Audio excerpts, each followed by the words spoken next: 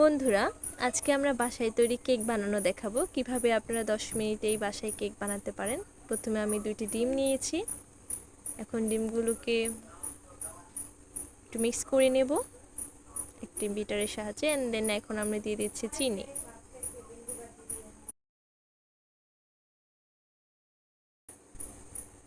পরিমাণ মতো চিনি দিয়ে এখন আমরা মিক্স করে নিব এবং এমনভাবে মিক্স করতে হবে যেন চিনিটা খুব ভালোভাবে গলে যায় এবং একটা ডো তৈরি করে নেব।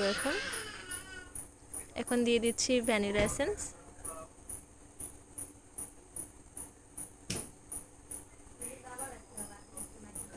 এখন আমরা একটা জারে ময়দা দিয়ে নিয়েছি।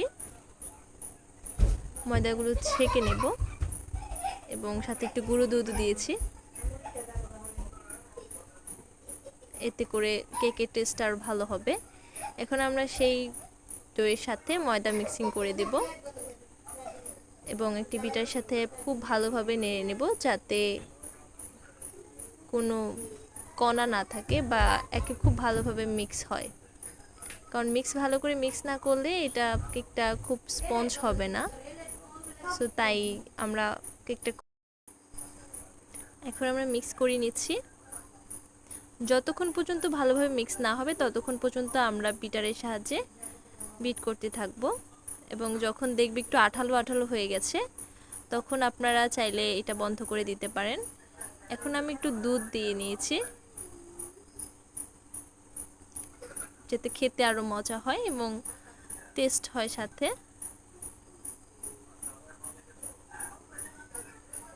আমাদের ডো তৈরি শেষ। এখন আমি ডোটাকে সসপ্যানে ঢেলে নেব এবং আমরা আজকে চুলায় কেকটা তৈরি করছি। So as you know that চুলায় কেক তৈরি সেটা অনেকেই চুলায় কেক তৈরিটা অনেকেই তৈরি করতে পারে না। সো এই জন্য আমি একটু ভালোভাবে দেখাবো যাতে খুব সহজেই আপনারা বাসায় চুলায় কেক তৈরি করতে পারেন। আমার কেকটা হয়ে গেছে অলমোস্ট। আমি প্রায় আধা ঘন্টার মতো রেখেছিলাম চুলায়। এখন দেখতেই পাচ্ছেন কেকটি খুবই নরম হয়েছে এবং খুব সফট হয়েছে এবং খেতেও খুব সুস্বাদু ছিল। আমরা বাসায় প্রায় প্রতি সপ্তাহে কেক তৈরি করে থাকি। সো আমাদের কেকটি